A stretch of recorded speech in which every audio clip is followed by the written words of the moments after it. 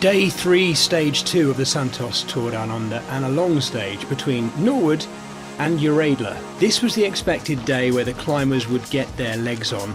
Stuart O'Grady, the race director, claiming it could well be looked back upon as the hardest day's racing in the Santos Tour Down Under history. Time would tell. Certainly records were being broken because it was the first time we've ever had 2 ascents of the corkscrew climb. Climbing away from Norwood, immediately straight out of the gate, making its way up to Ashton, and then those 2 big laps, 60 kilometres each clockwise, both times taking on the corkscrew climb right at the end before a little descent down into Uradler. And there it is in profile. 3,222 metres of climbing, and the first rider to go clear, representing Tudor Pro Cycling,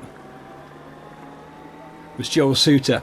Joel Suter was then joined by Jensen Plowright, the new Australian Criterium champion. And it was looking like we might have just 2 or 3 up the road for the day, but that was not it. Others started firing themselves across as well. Joel Suter was happy to have company. Martin Urienstad in the FX King of the Mountains jersey joined him, thinking of course about adding to his tally in there.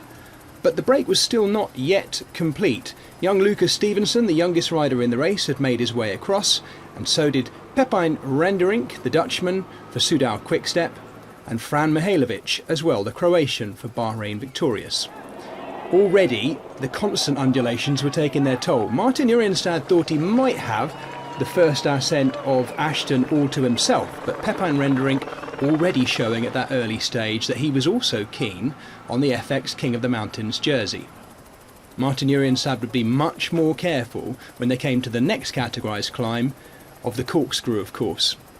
UAE Team Emirates were paying much closer attention to the front today, and all the time behind them the team of Tobias Lund Andreasen, who'd won the opening road stage, watching and waiting. The second King of the Mountains provided an opportunity again for Pepijn Renderink to take off. This was the first ascent of the corkscrew climb. Look at the size of the crowd up there. On a Thursday afternoon in Adelaide, thousands of people turning out to support the riders. Well, the break had stayed together, all 7, up corkscrew for the first time, but it was really hotting up behind. Every time we came to the base of the corkscrew climb, the race through the valley road to position teams near the front, eating away at the gap of this breakaway every single time. Coming across the finish line, there was an intermediate sprint point taken by Jensen Plowright, and the pacing continued to be done from the peloton by UAE Team Emirates.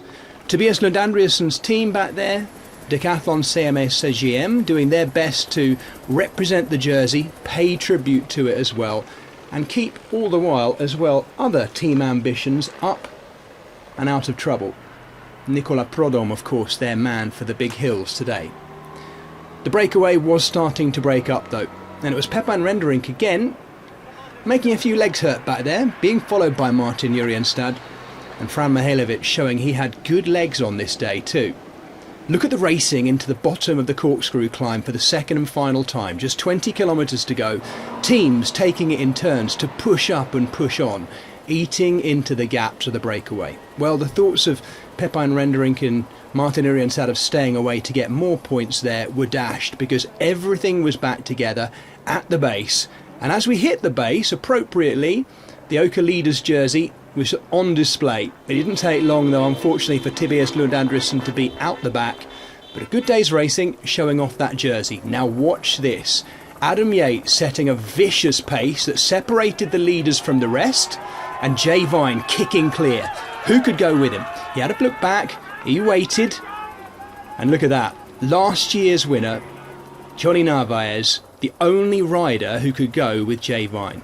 In fact, these 2 riders were riding clear, and they were the only 2 riders who've ever won the Santos Tour Down Under in the field, making themselves clearly the 2 best riders on the corkscrew climb for the final time.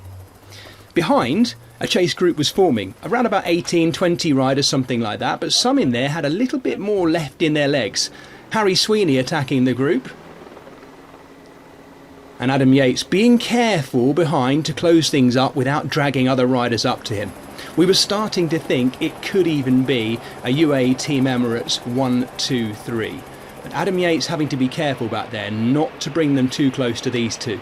Look at the gap straight away. It's very rare in the history of the Santos Tour Down Under that we have gaps of this size. Could they maintain it to the finish? That was the question. The chasing group had got smaller, but it got harder as well. That was the final right sweeping bend to the finish. We could see already that it would be one of these two would win, and it seemed appropriate that Jonathan Narvaez, last year's overall victor, sat up and congratulated Jay Vine, who took the win on stage 2, day 3, and a massive gap to the chasing group behind. Of course, it would be enough to give him the Oka leader's jersey. And this was the sprint from behind as well, being led out by Harry Sweeney. But it was Mauro Schmidt, the Swiss champion for Jaco Alula, who just took the sprint ahead of a very select, strong climbing group too. Well, there we are. The UCI Men's World Tour dominated by UAE Team Emirates last year. No Tadej Pogacar in this race, of course, but seemingly they don't even need him here. Jay Vine, Jonathan Narvaez dominating, and all set up by a brilliant effort by Adam Yates on the corkscrew climb. There it was as well. That's the effect on the Santos Oka leader's jersey at the halfway point in this 6-day race. Tomorrow, an opportunity for the sprinters, an opportunity for Sam Welsford maybe to see if he can get his traditional stage win in the Santos Tour Down Under, but they will be made to work for it. Wickham Hill, the early climb, is a first category climb. The sprinters and their teams will have to work hard to limit their losses there. After that point, it does still continue up and down. Yes, there's much less elevation than there was on stage 2. If it is to be a sprint, they're going to be made to work hard for it. Make sure you join us tomorrow for the Santos Tour Down Under, here at the home of cycling.